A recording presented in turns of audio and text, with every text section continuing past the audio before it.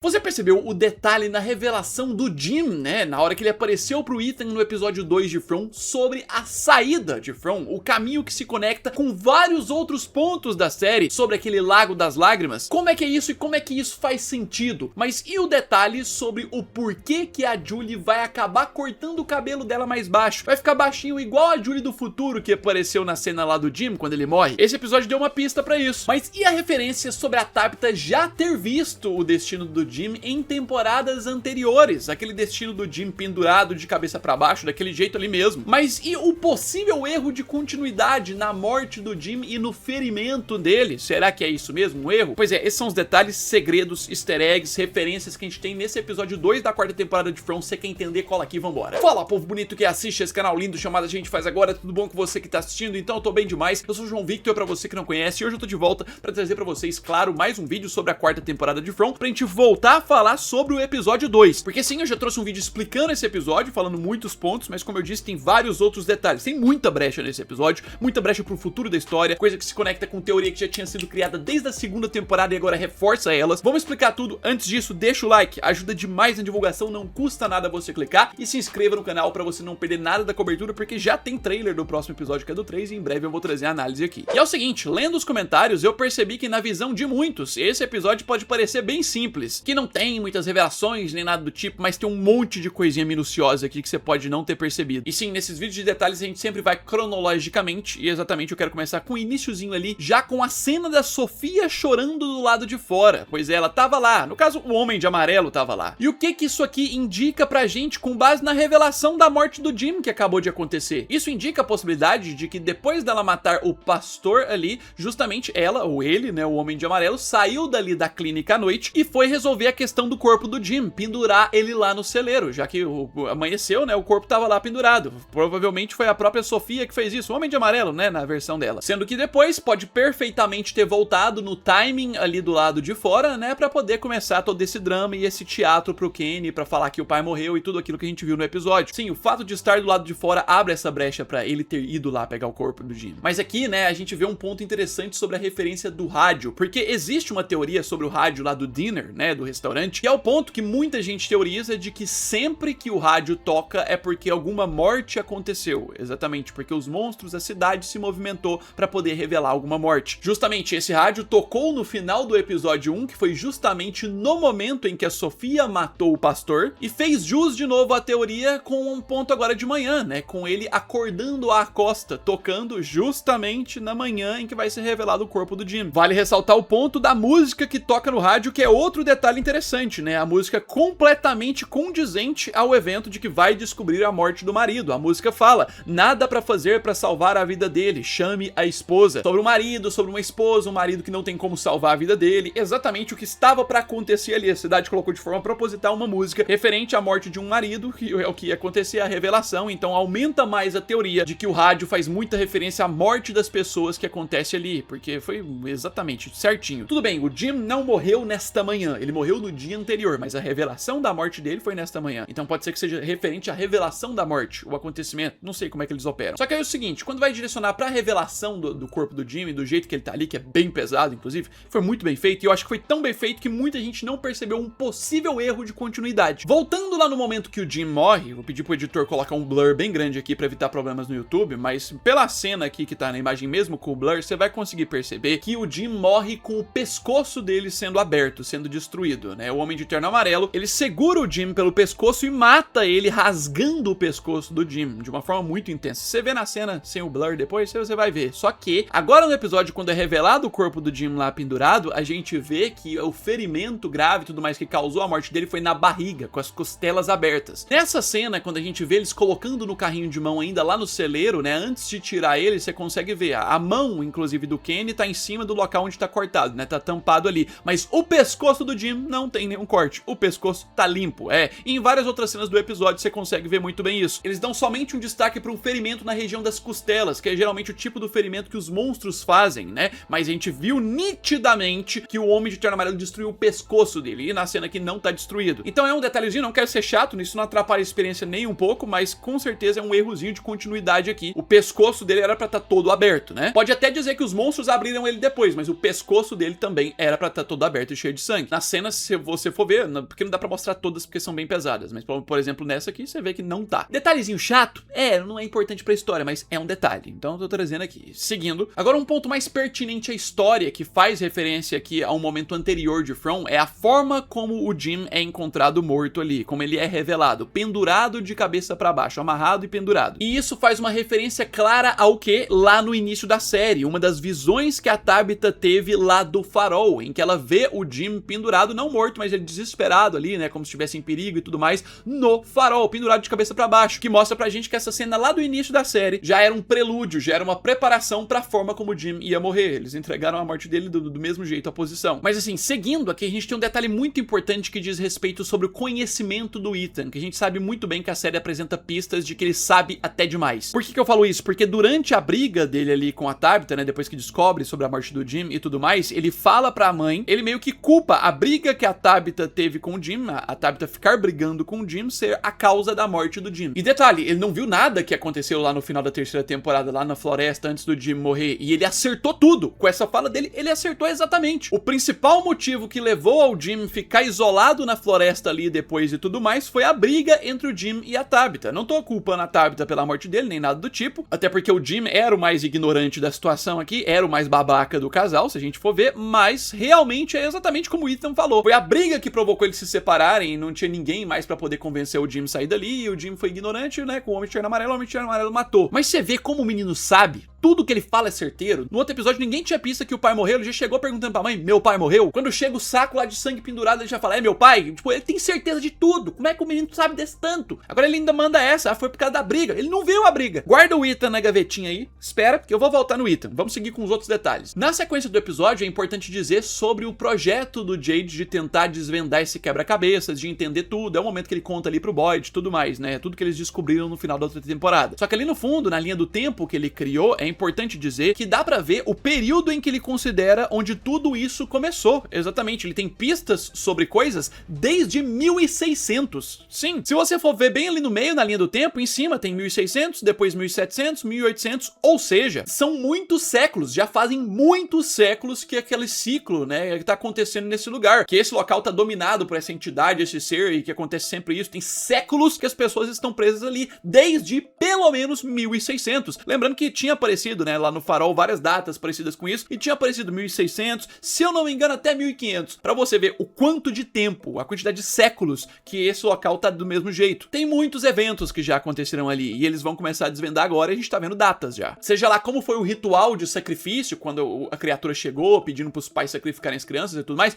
aconteceu há muito tempo atrás, literalmente séculos atrás. E seguindo, próximo detalhe, eu quero voltar a focar um pouquinho nas cenas da Sofia junto com a Sarah, ali no depósito, porque ali a gente tem aquele detalhe muito importante, que é a conexão da Sofia com a bailarina, que indica a conexão do Homem de Amarelo com a bailarina, com esse plot misterioso. Não sei se você se lembra, mas a bailarina era meio que a materialização, né, é a versão assim visual que o Boyd pôde ver da certa entidade, do ser que estava atacando os personagens na segunda temporada por meio da caixinha de música. A caixinha de música tinha a bailarina. Então, seja lá qual for a conexão do Homem de Amarelo com a bailarina, ele esteve conectado com esse evento da segunda temporada, que afetou muito a Julie, o Randall, a Mariel. Pois é, outra pista. Mas claro, um outro ponto que tem aqui, que é uma pista que eu vi que alguns pegaram, alguns tiveram a mesma sensação do que eu, é sobre o ponto de que pode ser a Sarah que vai descobrir sobre o Homem de Terno Amarelo. Dá pra ver pela forma como ela interrompeu, né, o Kenny de levar a Sofia lá sozinho no depósito e tudo mais, e ela mesmo se candidatou, mesmo contra a vontade deles. Dá pra ver que ela percebeu algo estranho, você vê pela cara dela, e assim, a Sarah é um personagem, né, que é maluca da cabeça, e o maluco geralmente identifica o outro maluco. A Sarah, querendo ou não, por mais que ela fez doiduras ali na cidade, ela que causou o Elgin perder o olho, ela queria matar o Ethan no início porque as vozes falaram com ela e tudo mais, mesmo que ela fez essas coisas ruins, ela é um dos personagens ali dentro que tem a sensibilidade de ouvir mais sobre a cidade e entender melhor. E olha uma pista que a gente tem no trailer dessa temporada. Caso você não se lembre, no trailer dessa temporada 4 temos esta cena, que é da Sarah voltando a ouvir vozes, e ela caída ali, toda perdida, desorientada. E a cena é muito rápida, mostra só a Sofia atrás dela, abaixando, como se fosse conversar com ela. Não sei pra você, mas agora entendendo sobre a Sofia e outras coisas, e a Sarah tentando impedir os planos da Sofia, isso aqui me parece muito, né? A Sofia, Homem de Terno Amarelo, perturbando a Sarah. Tipo, uma cena em que a Sarah vai estar lá ouvindo vozes, porque o Homem de Terno Amarelo vai fazer isso, vai ativar isso nela pra atrapalhar ela, e a Sofia abaixa ali com aquela cara de mal, tipo, pronta pra matar ou qualquer outra coisa. Como isso aqui tá muito rápido no trailer e é cortado muito rápido, eu acredito muito que a Sofia já tá com aquela cara de má, sabe? De psicopata mesmo, igual ela fez no final do episódio 1 lá pro pastor. Então dá pra ver que vai ter um arco interessante entre a Sarah e a Sofia ali de disputa. Ela deve ser quem vai descobrir as pistas, ou uma das pessoas pra isso. Mas assim, vamos falar um pouquinho sobre o arco da Acosta surtando com a ambulância nesse episódio, que eu vi muita gente que teve a sensação de ser inútil.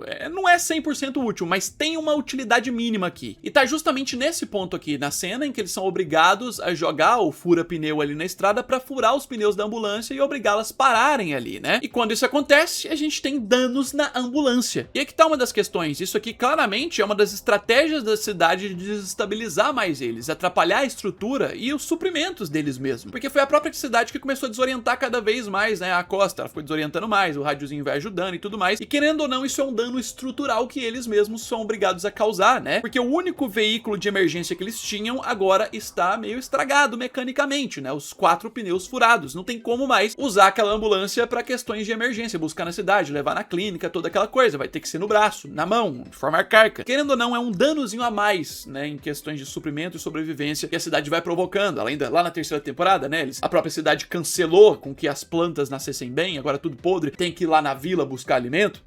Vai indo, vai dificultando. E sabe uma coisa interessante nos diálogos da Acosta? É meio que a hipocrisia, mas que é o próprio lugar que causa isso nas pessoas. É como a cidade quebra as pessoas. A gente vê nas conversas dela sobre como as pessoas daquele local são más, sobre como ela é uma pessoa boa e que não pertence àquele lugar que só tem pessoa ruim. Mas justamente no final do episódio ela vê uma criança pequena, vulnerável, que é o Ethan ali no meio da estrada e simplesmente decide não ajudar ele. Não, ele tá bem, vou passar. Enfim, a hipocrisia. Eu sou a pessoa boa, a primeira criança que teve a oportunidade de ajudar, abandonou a criança. Isso mostra que independente dos princípios que a pessoa tenha, a pessoa pode achar que é a melhor pessoa do mundo, a cidade vai quebrar os princípios dela, vai forçar a pessoa a ser má de alguma forma. Foi o que a cidade fez com Boyd, né, forçando ele a torturar o Eldin. Mas aí tem um detalhe importante sobre uma cena que eu não comentei no vídeo explicando o episódio, que é a cena do Henry junto com o filho dele, o Victor, ali no celeiro. Porque aqui a gente tem o Henry encontrando o Victor, sofrendo, o Victor com medo de alguém fazer algo com o Henry, que falando que o Henry não devia estar ali, nem nada do tipo. E isso aqui pode ser um prelúdio, sabe, uma preparação, uma referência pra algo ruim que pode acontecer com o Henry nessa temporada, justamente porque vale lembrar que a gente tem uma imagem do episódio 6, uma das imagens oficiais que a MGM liberou, né, que mostra a Sofia ainda infiltrada ali, ninguém ainda descobriu ela, conversando, interagindo com o Henry, com uma risadinha como se estivesse, né, atraindo ele pro lado dela, como se estivesse manipulando o Henry. Então será que essa cena do Victor já preparou a gente pra algo ali? Porque essas cenas indicam isso. Lembrando que tem uma outra imagem do episódio 7 que tem o Victor sofrendo depois desse episódio. Pois é. Mas aí vamos voltar na cena da Julie como Storywalker visitando o evento da segunda temporada ali, porque tem uma cena que revela algo interessante e minucioso. Você percebeu? Não percebeu? Pois é, a gente tem essa cena que mostra a Julie correndo tentando ajudar quando o monstro puxa ela pelo cabelo, exatamente. A mulher monstro lá só conseguiu pegar a Julie e arrastar porque pegou pelo cabelo. E o cabelo da Julie realmente é bem longo. Na cena a mulher puxa o cabelo dela umas 3 vezes, ela só não consegue avançar por conta do cabelo que a mulher puxa e depois joga ela no chão. Não dá pra confirmar, mas será que seria essa a explicação do porquê que a Julie vai cortar o cabelo baixinho igual a gente vê nessa versão dela do futuro? Porque nessa temporada a Julie do presente vai ficar assim, isso já tá confirmado pelas gravações. O motivo do porquê cortar o cabelo mais baixo a gente não tinha. Agora a Julie aparentemente tem um motivo. Por conta dessa experiência aqui, ela pode acabar cortando o cabelo dela mais baixo pra poder fazer as outras experiências, porque ela vai continuar viajando no tempo pra tentar fazer alterações. E uma das formas de evitar problemas, igual teve esse, é encurtar o cabelo, né? Porque aí não tem como puxar muito mais. Um cabelo desse aqui ainda tem como puxar, não tá tão pequeno, mas você vai concordar comigo que é muito mais difícil do que o grandão que ela tá atualmente. Mas aí vamos pro ponto do Ethan vendo o Jim e as revelações daqui, porque tem uns alguns detalhezinhos interessantes aqui. Um ponto que me faz acreditar mais ainda naquela questão que eu afirmei lá no vídeo explicando o episódio, de que o Jim, na verdade, aqui é coisa da cabeça do Ethan e não é real, é o ponto de que na série a gente já teve situações de personagens vendo outras pessoas que já morreram, e essas pessoas geralmente refletem a consciência desses personagens. Por exemplo, o próprio Boyd, né? A gente teve ele na terceira temporada, por exemplo, vendo muito o Padre Catre, né? E quando o Padre Catre aparece pra ele, geralmente é a parte da consciência do Boyd falando, ó, você vai se quebrar. É a parte da consciência dele falando, não faça isso, né? Tem a parte que ele vai pegar as ferramentas pra torturar o Elgin e aparece o Padre Catre. É a consciência do Boyd falando, você vai quebrar seu código moral, você não vai fazer isso. E o Jim aparecendo pro Ethan foi muito isso, né? Foi pra lembrar das coisas dele, foi as próprias coisas que já estão no consciente dele. Lembrar dele poder olhar pela mãe e pela irmã, dele cuidar, dele parar de loucuras na cabeça e centrar pra poder cuidar das duas, e lembrar ele sobre o Lago das Lágrimas, que é talvez a grande brecha que o episódio apresenta aqui sobre a possibilidade de como sair daquele lugar. Há anos, algumas pessoas já teorizam que o tal do lago seria a saída que eles nunca encontraram ali ainda, né? Pois é, quando que o Ethan citou isso? É quando ele acorda ali no episódio 2 da primeira temporada, depois do trauma dele, ele diz que viu o lago em um desenho em uma parede, que pode fazer uma referência aos desenhos que tinha na parede do quarto do Victor, que tanto ele quanto a irmã Eloise fizeram, né? Mas o nome Lago das Lágrimas vem ali do livro que o Ethan lê, que aparece ali na temporada, o Jim recupera ali, né, do trailer, leva pra ele, que é o Voo do Cromenockle. E olha que interessante, tem muitas coisas que já deram pistas pra gente e foram misteriosas relacionadas à água na temporada, né? Aquela questão da aranha com a chuva caindo, aquela questão de referências à enchente. Tem um dos desenhos que faz muito uma referência sobre uma enchente que teria acontecido, que poderia acontecer. O tal do barco do Boyd, que a gente vê ele com essa chave, a chave inclusive que ele usa, né, pra abrir ali o negocinho com as balas, e que a gente teve aquela imagem da Polaroid lá na outra temporada da casa do Boyd do lago, que tinha o barco, do nada o barco não tava mais no lago, ou seja, pode ter teletransportado pra um lugar. Isso sem falar do farol, por exemplo, né, que não tem água em volta como a gente vê ele ali de longe, mas vale lembrar que foi exatamente pelo farol que a Tabitha acabou saindo de From na segunda temporada. E se quando o menino de branco empurrou a Tabitha lá de cima do farol, ela acabou caindo no tal do Lago das Lágrimas, e assim foi que ela saiu de lá, só não mostrou ela caindo lá. E tem outras referências, então assim, parece fazer muito sentido de que a partir do momento nessa temporada que eles descobrirem um lago, eles podem descobrir o caminho pra poder sair dali. Vale lembrar que essa não é a última temporada da série, eu tenho falado há um tempo. Essa temporada, mesmo não sendo a última, deve terminar revelando como sair. Não mostra de saindo, mas revelando o caminho, pra eles terem que executar tudo e terminar tudo na última temporada. E parece que tá começando.